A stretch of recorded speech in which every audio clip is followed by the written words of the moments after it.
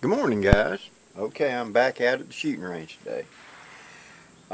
In my recent video, I told you about how I had picked up this Rogers and Spencer. And the number one question asked was, Blackie, shoot that thing over a chronograph, it holds 50 grains. What will it hold? What will it do? Well, we're going to find out.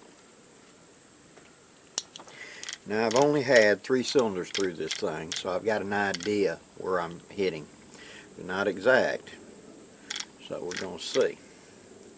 But why would 50 grains be such a big deal? Well, it puts this thing into a power level above a standard cap and ball. When I say a standard, 44 caliber, I'm talking about an 1860 Army and an 1858 Remington. There's a few others out there as well, but the power band that the Walker was a 60 grain, and they reduced it in the Dragoon models to a 50 grain charge. Well, this is much lighter than a Dragoon in physical weight. It'd be much easier and less bulky to carry, but would give you that power level. Now, I'm thinking about for hunting, okay? Long range target shooting, and most importantly, hunting, where you might need to be able to drive a heavy conical into a large hog or some other such game from extremely close distances. I'm thinking hunting. And so that would be the advantage. I would not want to shoot 50 grains every time.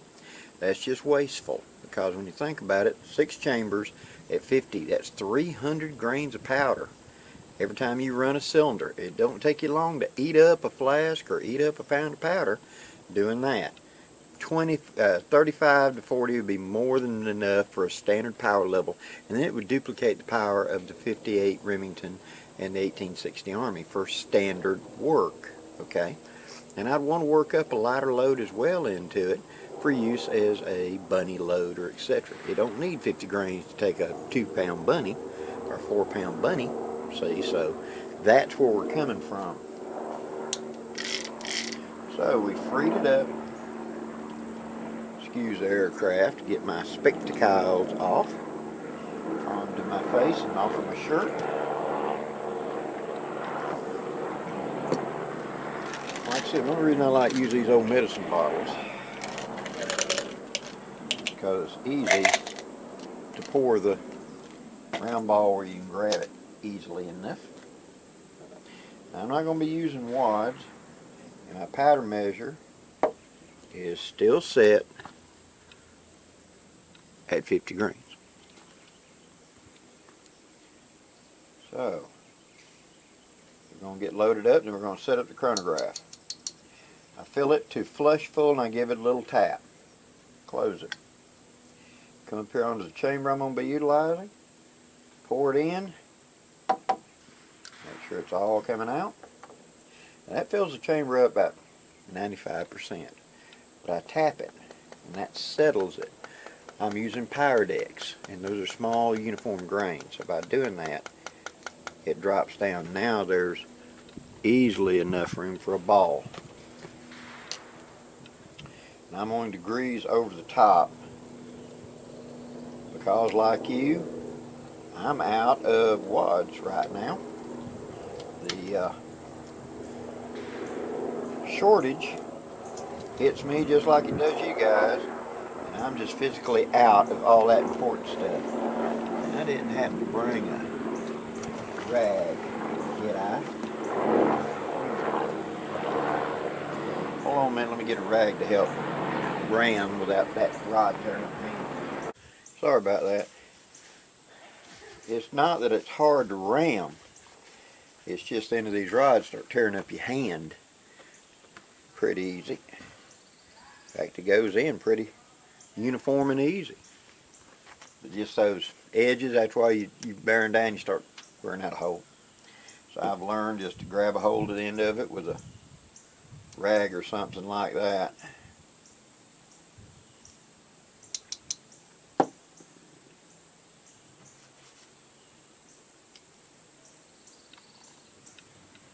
Now, since I've come off and had a gray moment and did not bring any paper or pen to record the velocities, I'm going to get them off of the video. So what I'm going to do is when I get home, I will add up the velocities at home and then compile it for you and give you what the average is.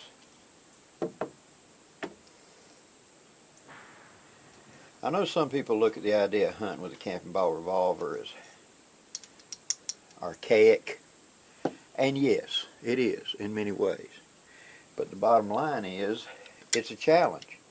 Same reason that people enjoy hunting with bows and arrows, crossbows, etc. They can be very effective tools for hunting. Now another reason I like tapping is it makes for more consistent shot to shot, I have found in my experiments. And what that means is you're better controlling the air. And you think, well, when I ram it, it'll do it. If you look at long range black powder silhouette shooting, when they're loading it into cartridges like 45, 70, and etc., they found that drop tubing it, which is a long hollow tube they pour the powder into and let it trickle down in, makes for more consistent shot to shot. And all that is it's allowing the air, letting the grains to settle better, and it makes more accuracy over long range. Now for a cabin ball, it probably isn't that huge, I'll admit, but I have found that everything you can do to get a little bit more consistency is never a bad thing. So I mean, I'll just, if I've got the time and I just make a little tap here, there, whatever, it does make a difference, or at least in my experience it does. And the last one.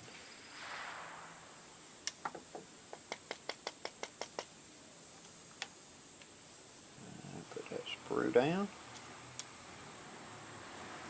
You're going to hear some construction in the background. I'm out here at the shooting range and they're doing some work a couple of days down. Okay.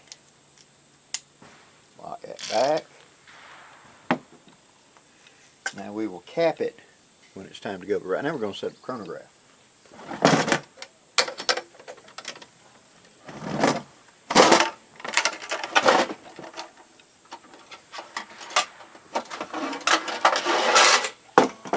Noisy. Yeah, I know. Sorry. But I've used these old 30 caliber ammo boxes to store these forever. You don't store your battery inside your CHRONY because it will wear down your battery.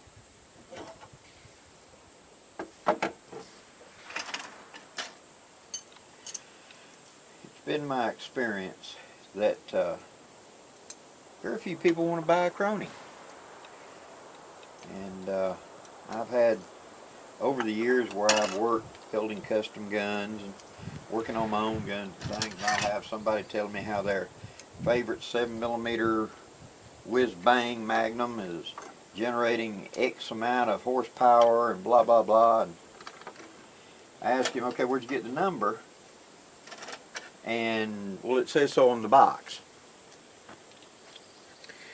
Velocity has a great deal of variables, and one of the biggest variables of it is the fact that your barrel is unique. Okay, when they went to make it, it starts out with a blank, and they cut it, and there's very fine little details different because of the steel that's used, the cutter that's used. All kinds of things can affect how that performance is. Plus those numbers on those boxes where they're saying that this generates 3,800 feet per second, blah blah blah, those are all done with test barrels that are made every trick they can come up with to milk every ounce of horsepower out that they can, and in reality your barrel may be radically different. And so a chronograph is really the only way to know what your load, your gun, is really doing. And I've had a lot of people have told me how they've come up with X power, minor technical malfunction. Anyway, you just got to take the time and find out what your gun is, and a chronograph is the best way to be. And many of these chronos are not that expensive, you know. But until you get one, you don't know what your gun is actually performing with that load. And I found them invaluable. I mean, this one I picked up off of eBay for like 65 bucks, something like that. And oh yeah, they're much more modern and everything. This one has served me well for many years. And as long as you take care of it, it'll do just fine. Rule number one with the chronograph: always practice ahead of time. Always practice ahead of time to make sure you know where it's going to impact.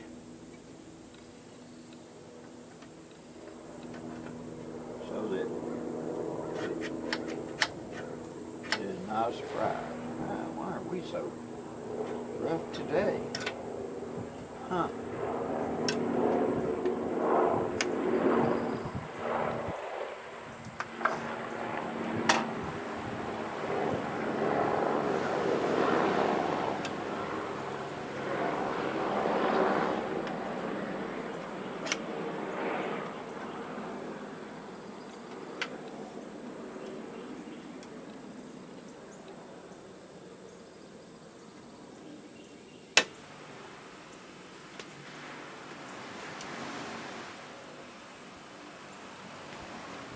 Okay, let me go set this up. We'll get ready.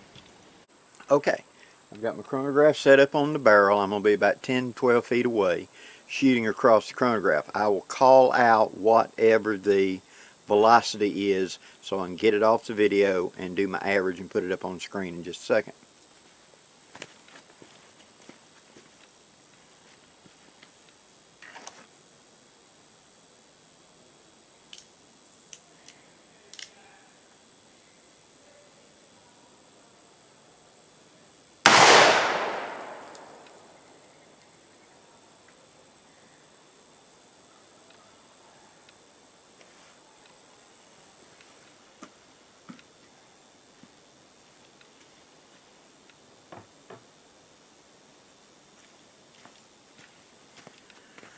You got to see that.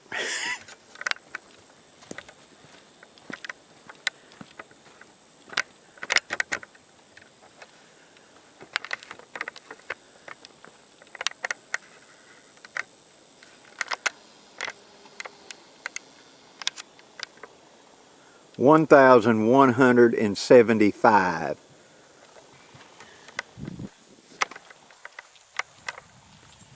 Wow. Damn near 1,200 feet per second. That's 45 cold, warm. I don't think I'm going to shoot this in this a whole lot. Okay.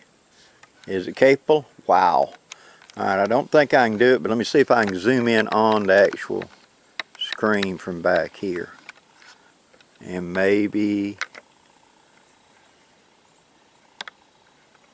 there. Maybe you can see that.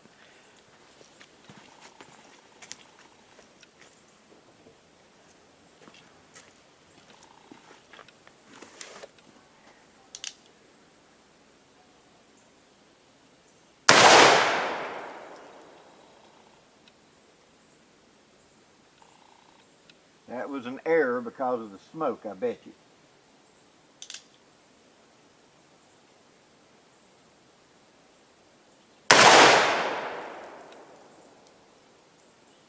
$1,163.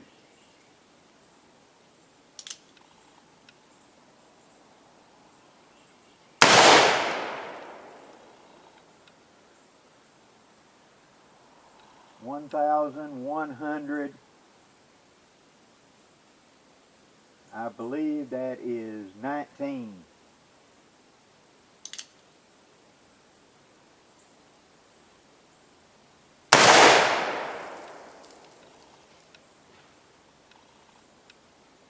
$1,144.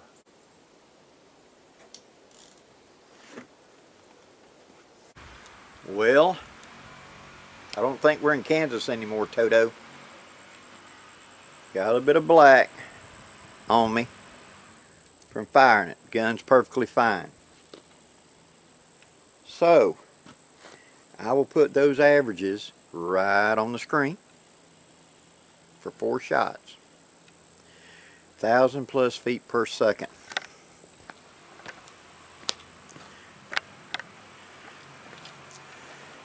That's a hunting gun. That's a Dragoon by anybody's clarification. Now that is with a 4.54 round ball. At a future video, I will shoot it with a Johnson & Dow bullet or one of Kato Ojama's hunting bullets. But any cabin ball revolver that's breaking 1,000 feet per second out of a 45 caliber, that's 45 Colt. That's warm 45 Colt. So yes, I will not be shooting this load full bore very often. Not because I doubt the quality of the gun, it's because of the fact that that is a lot of horsepower. And I don't need that much horsepower, so why would I want to waste that much powder? See? But the fact that you just saw with your own eyes that thing shooting over 1,000 feet per second. 1,100 feet per second every shot, at least 44, 19, whatever. 1,100 feet per second plus. I have a 45 caliber. Go hunt with that dog. Well guys, I think this is enough for this. Now I'm going to drop it back down considerably and start shooting, see if I can find me a mid-grain load of 35 or 40 grain, something like that. I'm figuring about 35 should do about well with it, and that'd be a target load in this Dragoon. And like I said, in all these years, and that I found the date on my gun. My gun was manufactured in 1979 for EMF, excuse me, Euro Arms, that are now out of business. I'm pretty sure it's going to be a Pieta. I don't remember if it's Uberti Pieta, but I really think because of the way the heel is at the grip, I believe it's Pieta. And all these years, nobody ever said this thing had Dragoon-like power. That's, if you've got one of these guns, it's a Dragoon. Thank you for watching, guys. If there are any comments or questions, please put them down below. I'll be happy to answer them as best I can. Until next time, guys, I'm Blackie wishing you safe journeys. Have a great day, guys.